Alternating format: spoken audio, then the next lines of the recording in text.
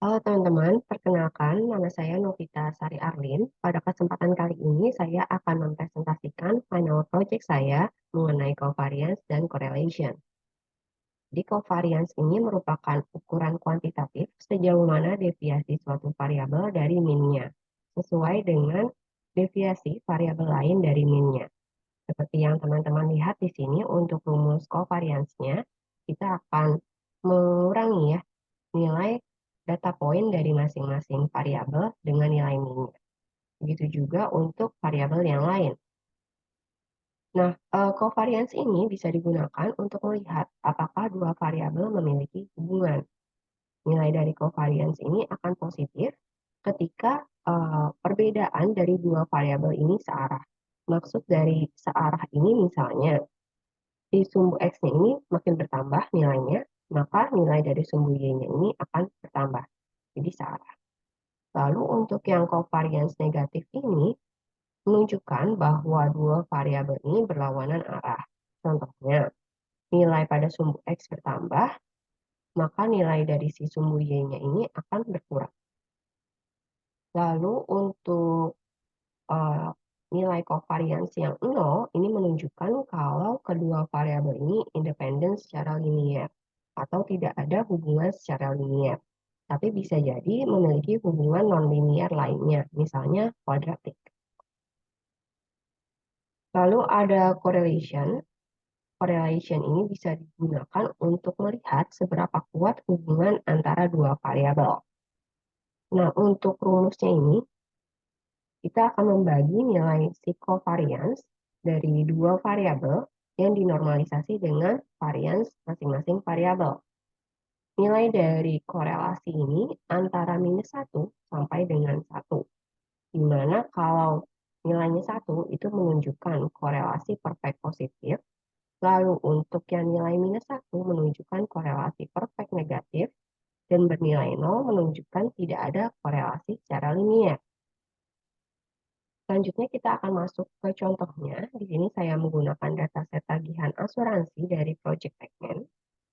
Untuk datasetnya ini memiliki 7 buah kolom, dan untuk melakukan pengecekan hubungan antar variabel ini harus menggunakan data numerik. Maka dari itu kita hanya akan menggunakan kolom age, umur, lalu BMI, lalu children, jumlah anak, dan juga charge atau total tagihannya. Nah, di sini saya menggunakan Python ya teman-teman untuk melakukan perhitungan covariance dan juga correlation-nya. Kalau teman-teman lihat di sini untuk hasil perhitungan covariance-nya dari semua variabel numerik yang tadi saya sebutkan, nilai dari covariance-nya ini menunjukkan angka yang positif. Artinya, variabel-variabel numerik di atas ini memiliki hubungan. Sekarang kita akan cek seberapa kuat sih hubungan antara variabelnya.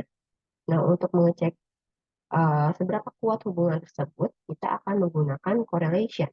Nah, di sini kita akan menggunakan heatmap ya untuk melihat seberapa kuat hubungan antar variabelnya. Nah, kalau teman-teman lihat di sini, untuk hubungan antara masing-masing variabel numeriknya ini berkorelasi positif dengan nilai tertinggi itu uh, antara age, umur, dengan charge, yaitu 0,3. Namun kalau kita lihat secara keseluruhan, nilai dari korelasinya ini cenderung lemah ya, bahkan nggak sampai setengah dari 1, yaitu 0,5. Nah, untuk lebih jelasnya, kita bisa menggunakan plot di sini untuk melihat persebaran dari dua variabel tadi. Misalnya, tadi yang paling besar itu antara age dan juga charge gitu ya.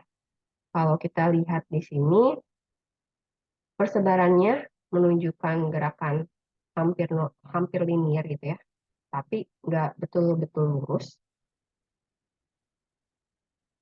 Sementara kalau misalkan kita bandingkan dengan BMI dan charge yang nilai korelasinya itu lebih rendah, 0,2, nah ini lebih tersebar datanya. Itu teman-teman. Untuk materi yang saya presentasikan ini diambil dari 3 sumber. Ada lecture notes covariance and correlation dari Will Monroe, lalu ada covariance and correlation dari Russell, dan juga materi Pacman Introduction to Probability 2 di bab 13, materi covariance and correlation. Itu dia hasil dari proyek akhir saya. Terima kasih.